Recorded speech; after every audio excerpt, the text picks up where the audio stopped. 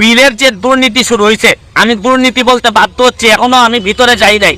কারণ হচ্ছে গিয়ে একই বাসায় একই মানুষের কিভাবে 1300 আর 4000 কেমনে বিল হয়, এইটা আমি মানুষ দেখেন এই বিলের কাগজ ছাড়া আমি কথা বলতে চাই না। জোট সরকারের সময় অন্ধকারে 17 ঘন্টা ছিলেন, উনি বিদ্যুতের দামের কথা বলেন।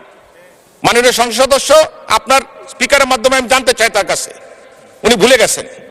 আরে অন্ধকারে থাকার যে কষ্ট, আরে সেই কষ্টের কথা বলেন।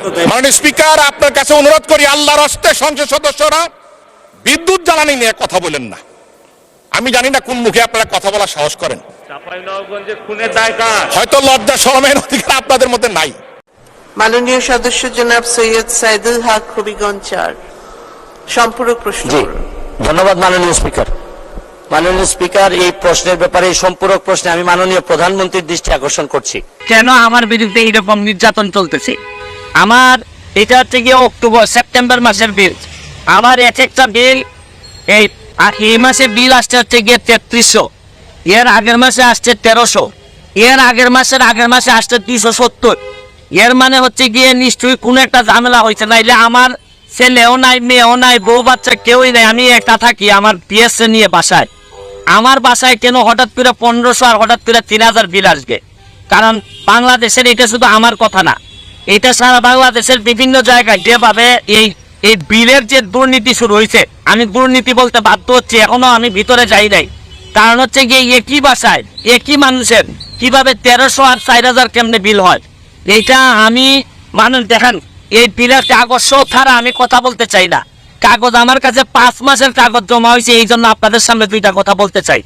আবার কত বড় দেখেন, শেখ হাসিনার উদ্যোগ, ঘরে ঘরে বিদ্যুৎ, শেখ হাসিনার নাম ব্যবহার করে এরা এই বাটপারি শুরু করছে। এই করোনাকালীন সময়ে আমি বাসায় ছিলাম না, আমি আমার গ্রামের বাড়ি ছিলাম। এই গ্রামের বাড়িতে থাকাকালীন সময়ে দেখছি আমার বিল 3500 টাকা বিল আসছে। এর মানে ভৌতিক বিল।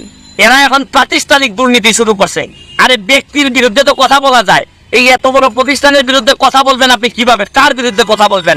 মাননীয় মন্ত্রীর দৃষ্টি আকর্ষণ করে বলছি, দেখেন আপনারা এই যে মানুষের যে দীর্ঘ নিঃশ্বাস, এই নেত্রীর নাম ব্যবহার করে উপরে নেত্রীর নাম দিয়ে এই যে আপনারা ভৌতিক বিল দেওয়া শুরু করছেন, এটা ছিলেন সকালবেলা উঠে যে গার্জিয়ান যে 1500 টাকার বিলের জায়গায় যে 3000 3500 টাকা বিল দেখে তার জীবন তো এইভাবেই শেষ হয়ে যাচ্ছে।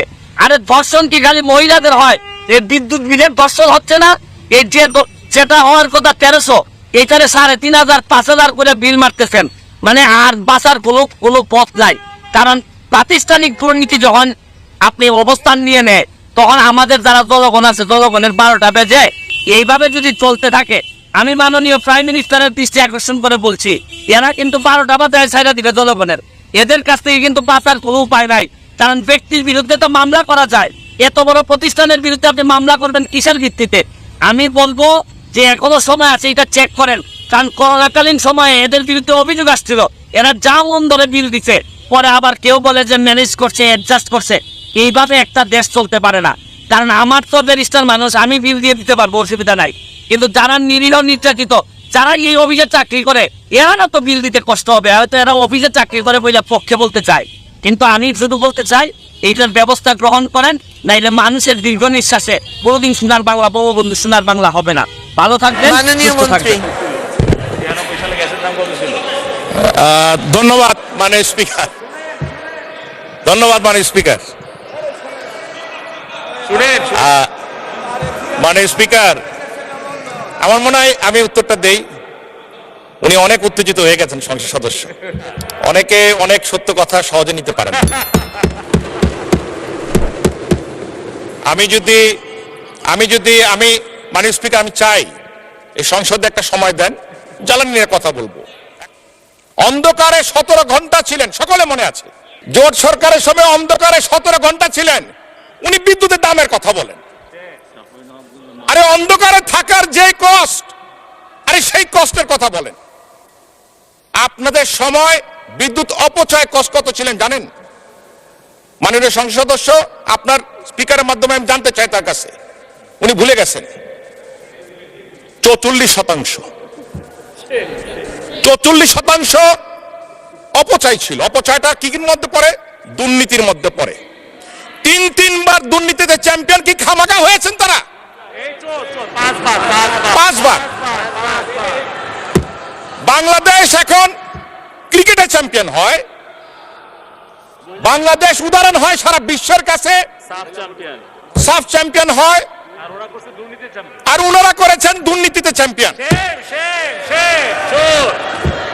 ঘন্টার পর ঘন্টা শেষ হয়ে যাবে মাননীয় স্পিকার যদি বক্তব্য দিতে হয় তাদের ব্যাপারে।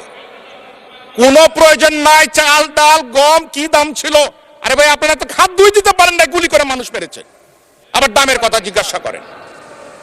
আপনারা বিদ্যুৎই দিতে পারেন না 17-18 ঘন্টা, কানসাটে আপনারা গুলি করে মানুষ হত্যা করেছেন।